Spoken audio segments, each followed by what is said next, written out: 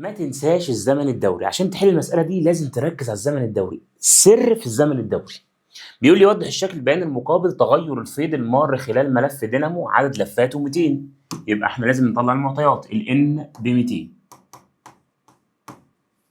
ماشي مع الزمن. فإن القوة الدفعة اللحظية في الملف بعد زمن، قوة الدفعة اللحظية بعد زمن 1/10 ملي ثانية. طبعا هحوله 1/10 في 10 أس سالب 3 ثانية. قوة الدفعة اللحظية اللي هي نبوي ساين سيتا في الملف الدينامو من وضع الصفر تساوي ايه؟ طبعا القوة الدفعة الكهربية اللحظية في الدينامو بتساوي ان بي اي اوميجا ساين سيتا. وافتكر بقى ان الاوميجا دي بتتفك الى 2 باي اف، والسيتا دي بتتفك الى 2 باي اف تي. بس الباي اللي قبل الساين ب 22/7، الباي اللي بعد الساين ب 180 درجة. لو جينا نركز هتلاقي محتاجين ان احنا نجيب الاف ده اللي هو التردد بيساوي 1 على الزمن الدوري. طب الرسمه دي تمثل قد ايه؟ ربع دوره. يبقى ده زمن ربع دوره. يبقى عشان اجيب الزمن الدوري اضرب الزمن ده في 4.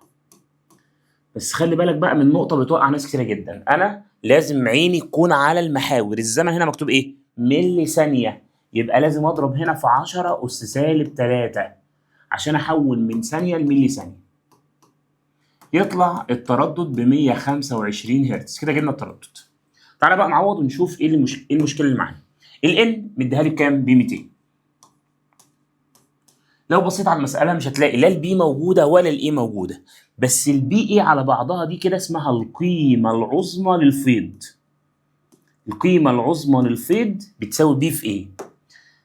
طب فين القيمه العظمى للفيض اللي هي اعلى حاجه؟ يبقى نضرب هنا في 2. بس برضو ما تنساش المحاور. هنا مكتوب كام؟ مايكرو. الام اللي مدلعه دي مايكرو، يبقى اضرب في 10 اس سالب 6. يبقى اضرب هنا في 10 اس سالب 6. كده جبنا البي اي على بعضها. نيجي بقى للاوميجا. الاوميجا هتساوي كام؟ 2 باي اف. يبقى 2 في 22/7 في الاف قلنا 125 في ساين. افتكر برضو الكلام اللي هقوله ده. اول ما يكون مديك زمن لازم تجيب الزاويه.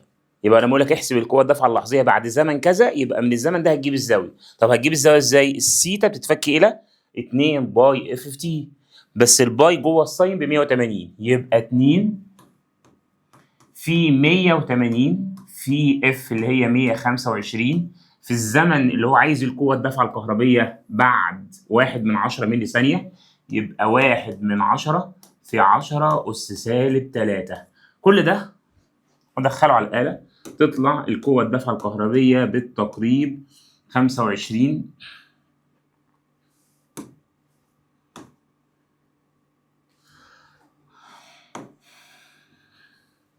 تطلع القوة الدفعة الكهربية 25 من 1000 فولت. يبقى الإجابة الصح هي رقم ج.